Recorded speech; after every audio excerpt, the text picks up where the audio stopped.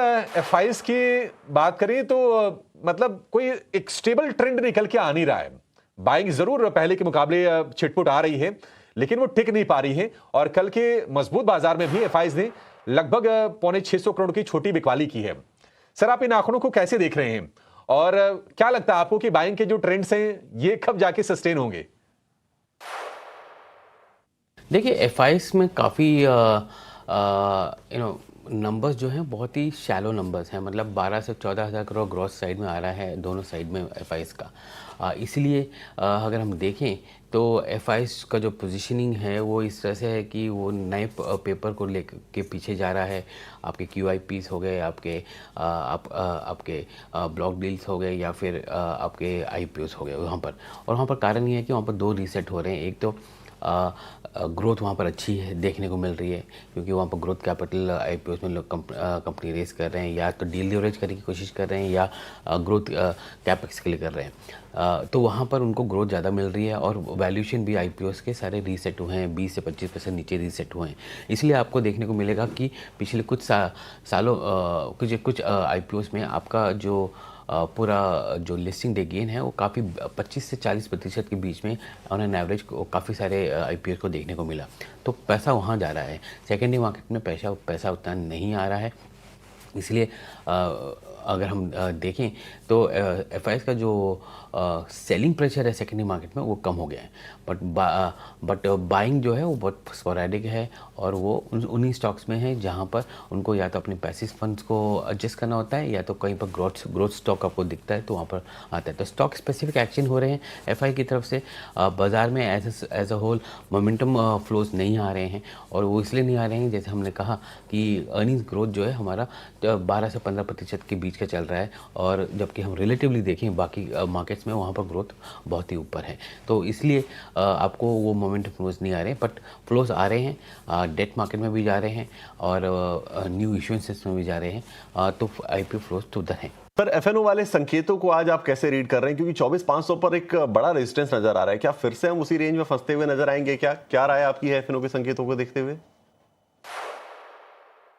कि काफ़ी role overs हुए। निफ्टी में 30% का रोल ओवर हो गया है। आपके एचडीएफसी बैंक और आईसीआईसीआई बैंक में 46% के रोल ओवर आपको देखने को मिल रहे हैं। अगर हम बाकी स्टॉक्स में देखें, आपके रिलायंस में भी 40% के ऊपर का रोल ओवर हुआ है, और इन्फी वगैरह में भी अराउंड 30% का रोल ओवर है। तो कल के मार्केट में हमने शॉर्ट्स काफ़ी कवर होते हुए देखे, बैंकिंग स्टॉक्स में लॉन्ग पोजीशंस ऐड होते हुए देखे, और वहाँ पर शॉर्ट भी कवर हुए। तो एफआई की तरफ से हम देखें तो एफआई के जो निफ्टी बैंक में जो पोजीशंस थे वो ओपन इंटरेस्ट हालांकि कम हुए हैं, क्योंकि कुछ शॉर्ट्स कवर हुए हैं। दूसरी बात जो देखने को मिल रही है वो ये है कि आज और कल में आपको काफ़ी रोल ओवर देखने को मिलेंगे। निफ्टी 65-70% के रोल ओवर की तरफ जाएगा, तो आपको आज काफ़ी हेक्टिक एक्टिविटी आपको देखने को मिलेगी। ऑप्शंस बताते हैं कि 24,000 और 24,200 में थोड़ा सा कॉल राइटिंग देखने को मिल रही है, और वहाँ पर पुट राइटिंग भी है। पर आज के डेट में 24,200 में पुट राइटर्स बहुत एक्टिव हैं, तो वो काफ़ी अच्छा सपोर्ट रहेगा। और उसके बाद नीचे की तरफ 24,000 के आसपास का आपको सपोर्ट मिलेगा। तो दो सपोर्ट आपको आ रहे हैं। हमने कल के मार्केट में ये भी देखा कि काफ़ी अनवाइंड भी पोजीशंस हो रहे हैं। तो मार्केट थोड़ा सा लॉन्ग पोजीशन की तरफ जाने की रुझान दे रहा है। पर अगर हम ओवरऑल काउंटर सिक्लिकल जो होता है, यहाँ पर एफआईएस के नंबर्स देखें, एफआईएस के लॉन्ग पोजीशन देखें, वो और भी नीचे गिरे हैं, 9.5% के आसपास हैं। इसलिए अगर हम एफआईएस के पॉइंट ऑफ व्यू से देखें तो मार्केट में वो हेज करते हुए जा रहे हैं सितंबर के महीने में, और पोजीशंस जो हैं अब आपको आज और कल में आपको काफ़ी रोल ओवर्स देखने को मिलेंगे।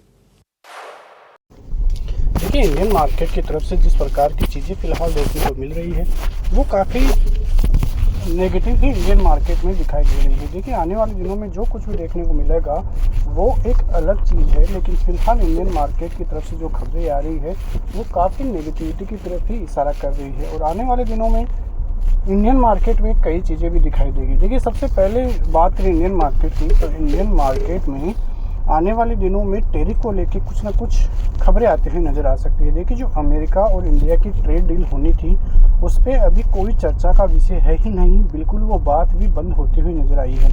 यदि वो बात फिर से चलती है और पॉजिटिव खबर आती है तो वो एक बहुत बड़ा इंडियन मार्केट के लिए ट्रिगर पॉइंट हो सकता है, जहां से इंडियन मार्केट में बड़ी रैली की संभावनाएं दिखाई दे सकती है। तो देखना होगा कि आने वाले दिनों में ऐसी कुछ खबरें आती है या फिर से इंडियन मार्केट के लिए कहीं ना कहीं दिक्कतें पैदा हो सकती है। तो ये एक अच्छा ट्रिगर पॉइंट है इंडियन मार्केट के लिए, बड़ी रैली के लिए। दूसरी चीज़ की बात करें तो दूसरा है FIIs की खरीदारी। देखिए, इंडियन मार्केट में FIIs की धीरे धीरे खरीदारी तो आ ही रही है, लेकिन ये खरीदारी यदि बड़ी होती है और ये आंकड़ा 4000-5000 करोड़ डेली के हिसाब से आता है, 1 से 2 दिन भी यदि ऐसा हुआ तो वो इंडियन मार्केट के लिए बहुत बड़ा ट्रिगर पॉइंट साबित हो सकता है और चीज़ें जो है पहले से काफ़ी बेहतर हो सकती है। और हो सकता है कि इंडियन मार्केट के लिए वो एक ट्रिगर पॉइंट हो कि वहाँ से इंडियन मार्केट में बड़ी रैली दिखाई दे। तो ये सबसे बड़े इंपॉर्टेंट पॉइंट्स है। और आपको पता है कि पिछले 1.5 सालों से इंडियन मार्केट में FIIs की सेलिंग ही देखने को मिल रही है। यदि उस टोटल सेलिंग का 20% 25% हिस्सा भी इंडियन मार्केट में आए तो आप अनुमान लगा सकते हैं कि इंडियन मार्केट में कौन से ट्रिगर्स कहाँ पे दिखाई देंगे, यानी कि तेज़ी किस प्रकार की होगी, ये आप अनुमान भी नहीं लगा सकते हो। और ऐसे ही कई खबरें जो है जिनकी वजह से इंडियन मार्केट को काफ़ी फ़ायदा हो सकता है, उनमें जो रुपया है यदि वो मजबूत होता है तो वो इंडियन मार्केट के लिए काफ़ी पॉजिटिविटी भरा जो खबर है वो देखने को मिल सकती है।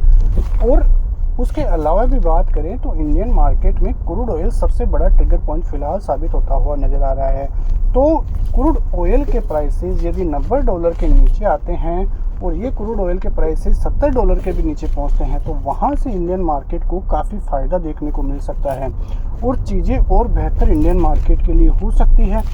तो क्रूड ऑयल ही सबसे बड़ा ट्रिगर पॉइंट इंडियन मार्केट के लिए फ़िलहाल बनता हुआ नज़र आ रहा है। तो क्रूड ऑयल पे सबकी नज़रें रहनी चाहिए, क्योंकि यदि युद्ध की स्थिति फिर से चालू होती है या ईरान और अमेरिका में फिर से जो सीज़ फायर के बाद अभी तो कोई फायरिंग देखने को नहीं मिली है, लेकिन फिर से फायरिंग चालू होती है तो वहाँ से इंडियन मार्केट के लिए काफ़ी नेगेटिविटी पैदा हो सकती है और इंडियन मार्केट को वहाँ से काफ़ी बड़ा नुकसान भी देखने को मिल सकता है। क्योंकि हार्मुज जहाँ से 20% की ऑयल सप्लाईज होती है, तो यदि उसको नुकसान होगा तो क्रूड ऑयल के प्राइसेस बढ़ेंगे तो इंडियन मार्केट में नुकसान तो पहले की जैसे दिखाई ही देगा। तो इसके अलावा तो ऐसी कोई खबर नहीं है जिसकी वजह से लगे कि इंडियन मार्केट को कोई बड़ा नुकसान हो सकता है। फिलहाल इंडियन मार्केट का ट्रेंड पॉजिटिव और अप ट्रेंड में ही रखेंगे।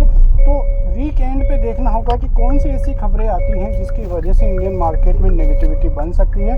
लेकिन उसके अलावा इंडियन मार्केट में ऐसे कोई पॉइंट है नहीं जिसकी वजह से लगे कि इंडियन मार्केट को कोई बड़ा नुकसान देखने को मिल सकता है। इंडियन मार्केट फिलहाल काफ़ी अच्छी पॉजिटिविटी की तरफ ही दिखाई दे रहा है और आने वाले दिनों में भी इंडियन मार्केट में काफ़ी पॉजिटिव खबरें ही आने के आसार है। तो देखना होगा कि चीज़ें किस प्रकार से इंडियन मार्केट के लिए बेहतर होगी। फिलहाल इंडियन मार्केट की जो रेंज है उस रेंज को यदि बाजार पार करेगा तो इंडियन मार्केट में बड़ी तेज़ी देखने को मिल सकती है। देखिए, बाजार का 24,470 का लेवल जो है वो पार करना बेहद ज़रूरी है और यदि वो लेवल पार हो गया एक बार तो फिर चीज़ें बेहतर बनेगी और इंडियन मार्केट में बड़ी रैली की संभावनाएं दिखाई देगी। और ये रैली अब की बार छोटी मोटी तेज़ी नहीं, ये 30 से 32 हज़ार की बातें जो है वो दिखाई देगी। क्योंकि FIIs की जब भी खरीदारी होती है तो फिर छोटी मोटी रैली नहीं होती है, वो रैली बहुत बड़ी होती है। 32,000 23,000 की बातें होती है। बैंक निफ्टी के लिए